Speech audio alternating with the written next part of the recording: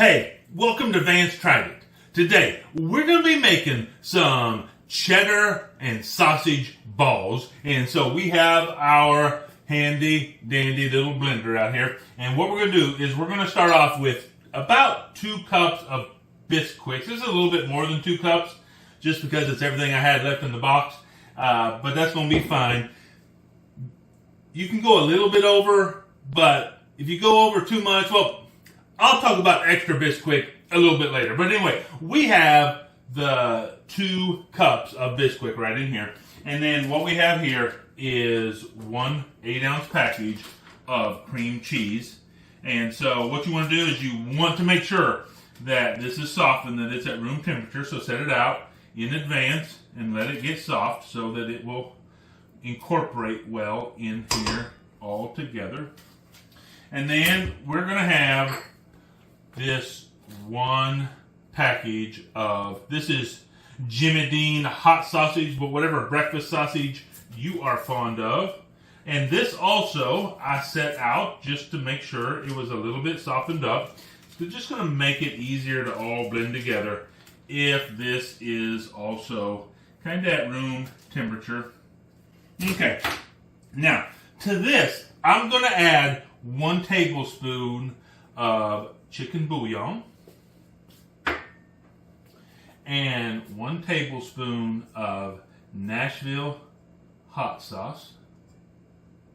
Okay, so what I have here is 8 ounces of extra sharp cheddar cheese. Now you can use whatever cheese you prefer, but I really like the extra sharp cheddar cheese because I think you need a really robust flavor for your cheese in order to kind of compete with the other flavors you have in there with the sausage and the seasonings and all that. So,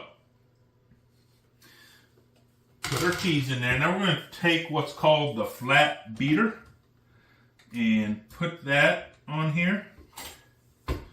We're going to lock it up and we're going to let this go on a pretty low speed until it's just well combined. So, let's get going on that. Now, I like to, at least once during this process, go ahead and lift this all up and clean the beater off. Because you can see right here on our beater, we have some cream cheese and some sausage kind of all clumped together on the beater, like in the middle of it. And so just go ahead and clean that off a little bit, so that we can get a really good blending of all our stuff in here. Just like that. And now let's give it one more go.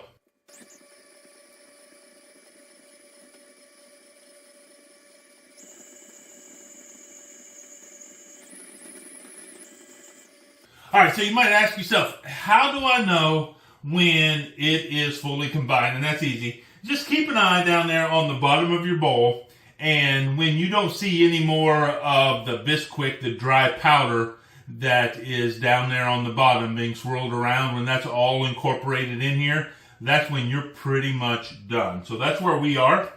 And so let's just pull this up. Get some of this off the beater here.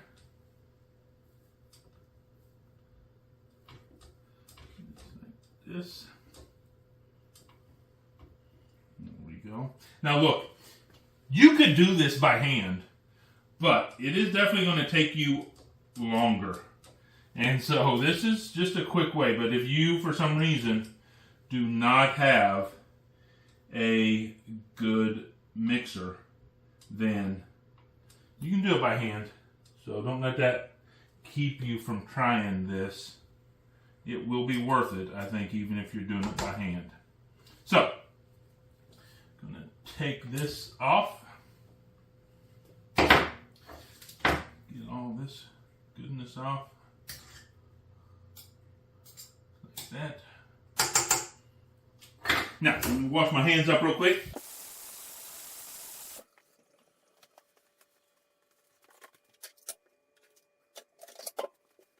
Now, I was telling you earlier about extra Bisquick. And so some people like to make these sausage cheddar balls with more Bisquick, so it's more biscuity, more bready.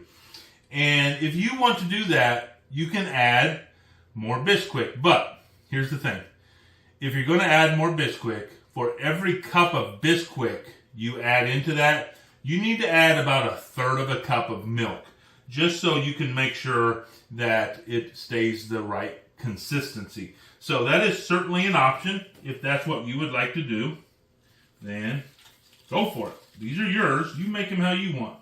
But now I'm just going to take these, probably about golf ball size, and just roll them out just like that. And some people like them to look rougher. If you want a rougher look, just don't roll them as much. In fact, don't roll them at all. You can just do something kind of like this for a kind of a more rustic, rougher look. But I like mine to kind of be a little bit like balls, so I usually roll mine out like this. You just want them kind of about the same size, just like that. Now, what I'm going to do is I'm only going to cook up 6 of these right now. So I'm going to put them in a 350-degree oven for about 20 minutes. So let me get those going, and then I'll talk to you about what I'm going to do with the rest of this concoction while these are cooking.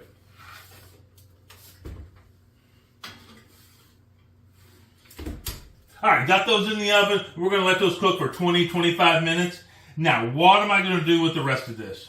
Okay, this is the great thing about this recipe. You don't have to cook it all at once, because here's what I'm going to do. I'm going to continue to roll these up in balls. I'm going to put them on a cookie sheet. I'm going to put them in the oven for about 2 hours. I'm going to take them out, or not in the oven. I'm going to put them in the freezer for 2 hours.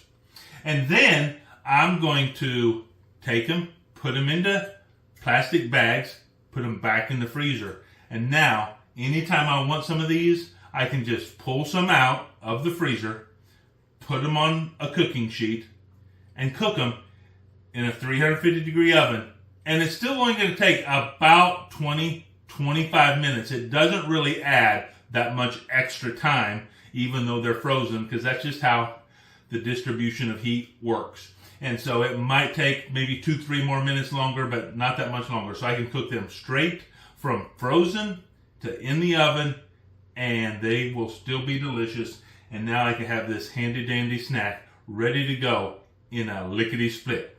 But anyway, while these are cooking, I'm going to go ahead and keep rolling these out and get them in the freezer. And then I'll get back to you in about, well, it looks like about 18 minutes now.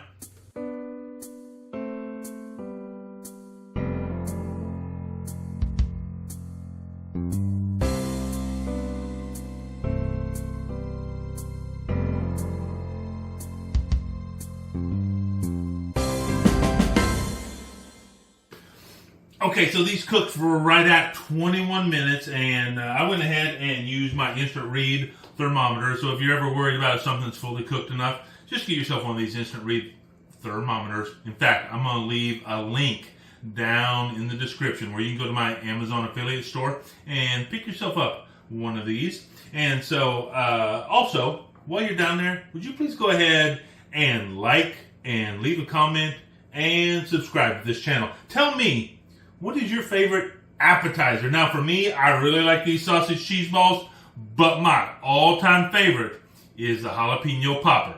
I'm not talking about that breaded stuff you often get at the restaurants. I'm talking the homemade. It's just a jalapeno stuffed with cream cheese, wrapped in bacon, cooked on the grill. That's my favorite. But these are pretty good too. In fact, let's go ahead and give these a taste. See what they're like. We're just going to go ahead and try one just as it is.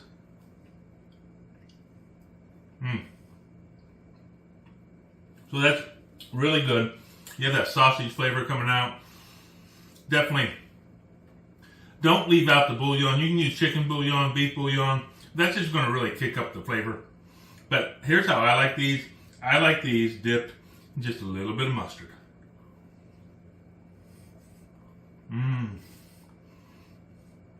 Tell you what, these are so good, so simple.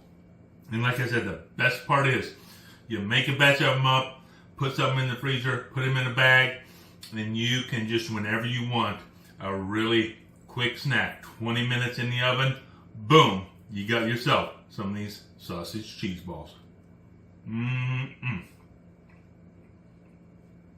Tell you what, I tried it. You should too.